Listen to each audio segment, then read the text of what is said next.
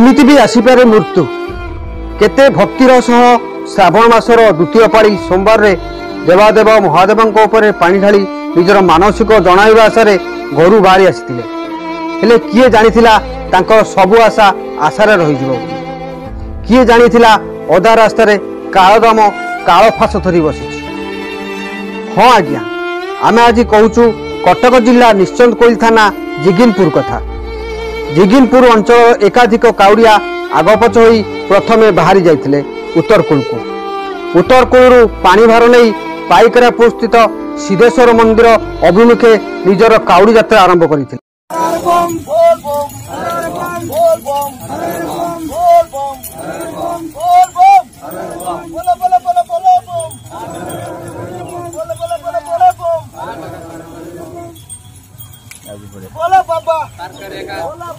किछि बाट आसीबा परे निश्चंद कोइल स्थित तहसील छक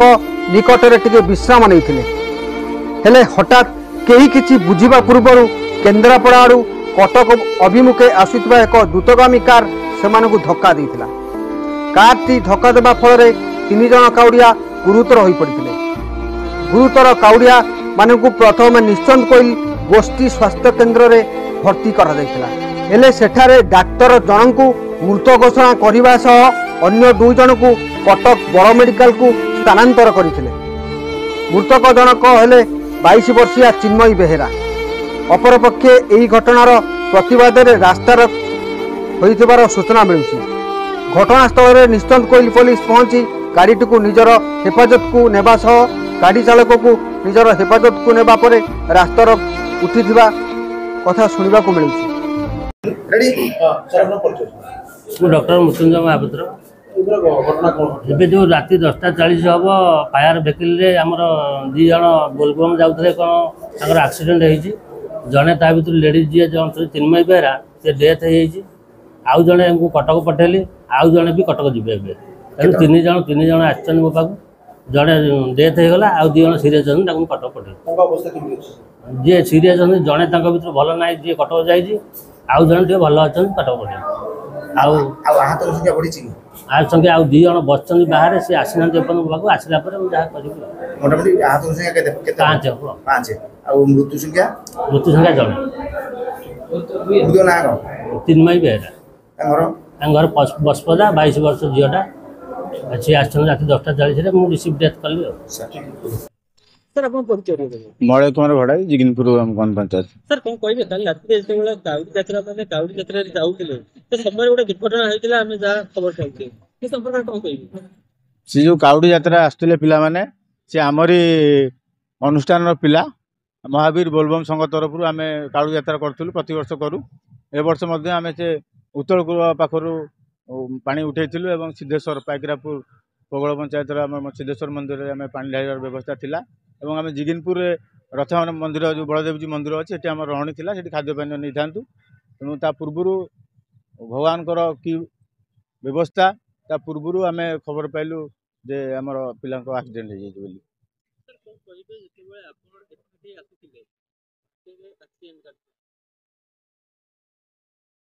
आहत 3-4 जन आहत होती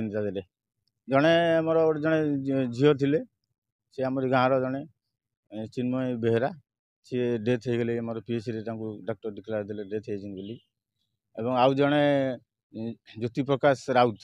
जे कि कटक बड़ मेडिकल जाइए से बहुत सीरीयस अच्छा परिस्थिति भल ना मरण सहित लड़ुंट बर्तमान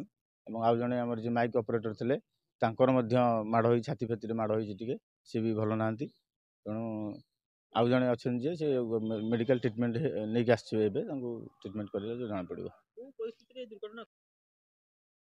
प्रथम कथा गाड़ीर गति बहुत बहुत स्पीड थिला जो गति सकाशे हुए तो अनबालांस हो जाए जो वर्षा भी से समय पड़ता हुए तो कौनटा हो थाई पारे ता भीतर कि गाड़ीर स्पीड बहुत थिला 100 ऊपर थिला निहाती।